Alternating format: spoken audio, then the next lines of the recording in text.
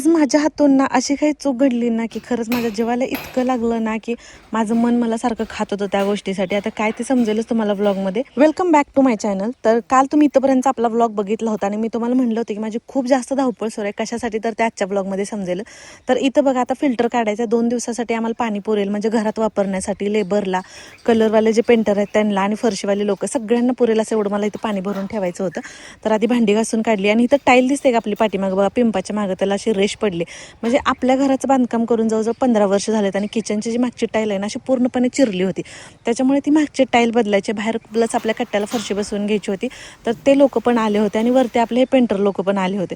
तर सगळं काम एकदा सुरू होतं, वर खाली सगळे धावपळ. आणि आजच्या दिवसातनं काही करून मला सगळ्या बेडरूम रिकामे करायच्या होत्या, प्लस मला किचनमध्ये सगळं साहित्य हलवायचं होतं. त्याच्यामुळे मी तुम्हाला कालच्या व्लॉगमध्ये म्हणलं होतं की माझी खूप सारी धावपळ सुरू आहे, पण व्लॉग मोठा होत होता आणि हे दुपारच्या नंतरचं शूट आहे ॲक्च्युली. त्याच्यामुळे मग मला ते तुमच्यासोबत शेअर करता आलं नव्हतं कालच्या व्लॉगमध्ये. आता इथं बघा मी आमच्या बेडरूममध्ये सगळं साहित्य काढायला आले होते आणि एवढी थकून भागून गेले होते खरं. सकाळपासून माझी पळपळ चालू होती.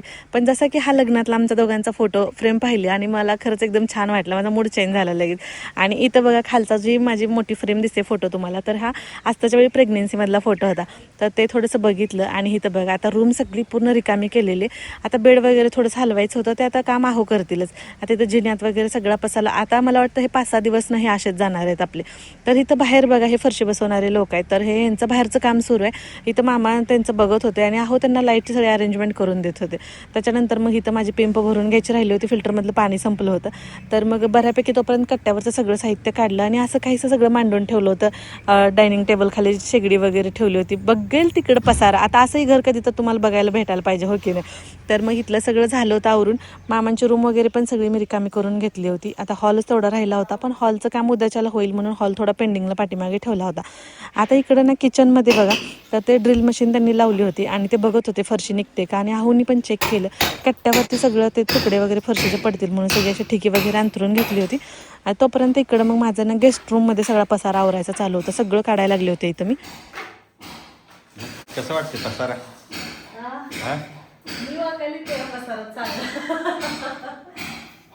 फुकटची फ्री मधली पावडर आहे सगळी लावून.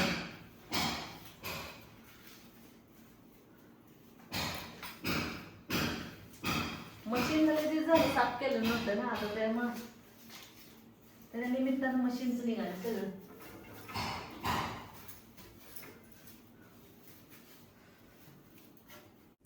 आत्ता आवरून बसले इथं.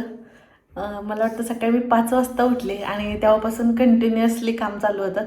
आता तर अक्षरशः पाय माझ्याशी खालनं ठणकायला लागले. तर असं डोळ्यात जीव आल्यासारखं झालं. जेवण तर करायचं आहे, पण किचनमध्ये तिथं ते मशीन चालू असल्यामुळे सगळं धूळ उडायला लागले. बसता पण येईन काय नाही.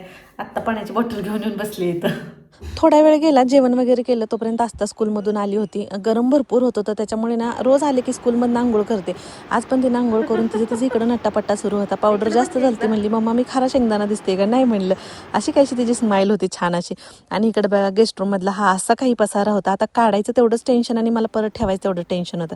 आता इथं सगळ्यांसाठी मी इथं चहा बनवायला लागले होते. इंडक्शन जोडून घेतलं पटकन आणि म्हणलं त्याच्यावरती चहा बनवूया. आणि हे बघा फोडलेलं असं काही दिसत होतं सगळं. आता ह्याच्यात हे पसारा काढून मला स्वयंपाक करायचा. आस्ताला म्हणलं चहासाठी कप घे म्हणून, मग ती माझी मदत करत होती. मला कप द्यायला लागली होती, बाहेर चहा द्यायचा होता सगळ्यांना म्हणून. आणि तसं ना लाईट जाईल म्हणून मी खूप गडबडीनं ना इंडक्शनवरती चहा ठेवला होता, पण जायची ती शेवटी लाईट गेलीच. आणि मग काही तर गॅस जोडला आणि बसले खालीच इथं. आणि इथं ना इथली टाईल काढताना खरंच त्यांची म्हणजे त्यांना जास्त त्रास झाला, लवकर सहजासहजी निघतच नव्हती. इथं आता मस्त आलं घालून चहा केला, तसाच झाडू मारून साईडला सारला होता आणि बसण्यापुरती मी व्यवस्था केली होती. तोपर्यंत आरो स्कूलनं आला आणि आल्याला त्याचं पण पप्पांसारखं सुरू आहे, कसं निघते कसं काढतात ते बघायचं सुरू होतं. इथं सगळ्यांसाठी आल्याचा चहा ठेवला होता कडक असा, मामांसाठी सुद्धा चहा बनवला. आणि इकडं ना तोपर्यंत आहोनी टोस्ट घेतली होती, म्हणले सगळ्यांना बाहेर ना चहासोबत टोस्ट देऊ म्हणले. मग आता इथं मी सगळ्यांसाठी चहा शोधून घेते.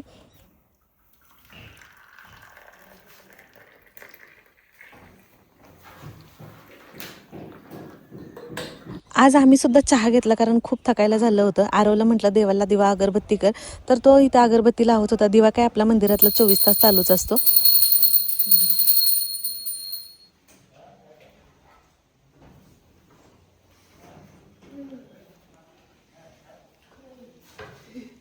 चहा घेतला आणि त्याच्यानंतर बाहेर आले तर इथं बघा ती कट्ट्याला दिसते का तुम्हाला, इथं आपली फरशी बसवली. म्हणजे पहिला आपण कलर केला होता पण पावसाच्या पाण्यानं वगैरे असं ते फोपडं धरतं की नाही तसं धरलं होतं, त्याच्यामुळे ते सगळं काढले. हे दिसते का, ही इथं फरशी टाकून घेतली बा.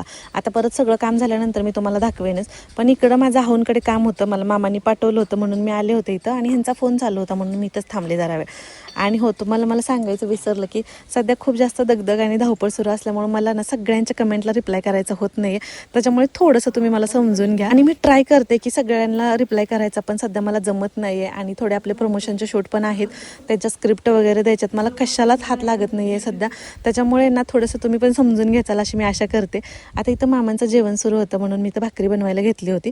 आता तुम्हालाही माहिती आहे मामा डाएटवरती असतात, मामांना भूक लागली होती आणि असं झालं की आज सूप खराब झालं होतं कारण फ्रीजमध्ये ठेवायला जागाच नव्हती. आणि मग मामांना जेवायला बसले म्हणून मग मी त्यांच्यासाठी पटकन अंडा बुर्जी बनवली. पण ते पण असं झालं की गडबडीत माझ्या हातून चूक झाली की त्याच्यात मीठ जास्त पडलं आणि बुर्जी खराट झाली होती. पण मामा म्हटले ठीक आहे असू दे, लिंबू पिळून खातो. मला खूप कसं तरी वाटलं. मामांना म्हणलं पटकन बसा तुम्ही, मी पटकन भाकरी बनवून देते म्हणलं. मामांना लगेच भाकरी बनवून दिली, मग भाकरीसोबत त्यांनी खाल्लं. पण असं झालं घाई गडबडीत ना असं भाकरीवरती दाबताना बोट डायरेक्ट माझ्या तव्यातच गेलं आणि असं काही पोळलं होतं, एवढी आग उठत होती ना. परत तर मला असं 2-3 भाकरी राहिलं तर ते करता पण येत नव्हत्या, एवढं बेकार पोळलं तिथं. मग म्हटलं आता ठीक आहे असू दे जाऊ दे म्हणलं. आज खूपच कसं तरी वाटायला लागलं होतं मला की माझ्या हातून भाजीला मीठ जास्त झालं होतं आणि मामांना कसं डाएटमुळे दुसरं पण खाता येत नव्हतं ना. मग आता इथं त्याच्यानंतर कशी तरी आमटी बनवली मी आमच्यासाठी. आता इंडक्शन जोडलं होतं त्याच्यामुळे त्याच्यावरती शिजायला ठेवली. म्हणलं वरती जाऊन नेव्यावरती किती काम झाले बघूया. वरती आले तर हे बघा इथं यांनी अशी लांबी वगैरे सगळी भरून घेतली होती. म्हणजे असं सगळीकडे थोडंसं जे काय जिथं क्रॅक वगैरे गेलं होतं म्हणजे फोपडं वगैरे धरलं होतं तर ते सगळं त्यांनी असं व्यवस्थित पॅक केलं होतं. तर असं सगळं दोन्ही रूमचं वरती हे झालं म्हणून मग बघून मग म्हटलं चला आता खाली जाऊन खालचं आवरून घेऊया. पसारा काय कमी व्हायचं नाव नाही घेणार आहे आता सध्या तरी. आणि इथं ना बघा मग काम झालं होतं म्हणून म्हटलं चला आता गॅस पुसून घेऊन ठेवूया. आता खाली बसून करायला थोडं अवघडल्याने वाटत होतं कारण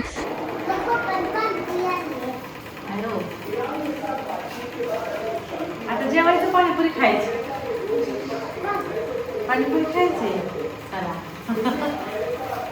आरव आणि आहो ना थोडंसं कामासाठी बाहेर गेले होते आणि येताना मस्त अशी पाणीपुरी घेऊन आले होते. मस्त ना. सकाळपासून ना दिवस तर खूप धावपळीचा गेला, म्हणजे भयंकर, बसायला सुद्धा टाईम नव्हता. पण शेवट मात्र एकदम छान झाला. मस्त पाणीपुरी आणली होती, खायला बसलो आणि लाईट गेली. मग आता काय करणार, परत इन्व्हर्टर चालू केलं आणि बसलो मग सगळेजण मस्त असं खायला इथं. आणि आस्ताला तर आमच्या खूप जास्त आवडते पाणीपुरी आणि आस्तासोबत मला सुद्धा आवडते बरं का.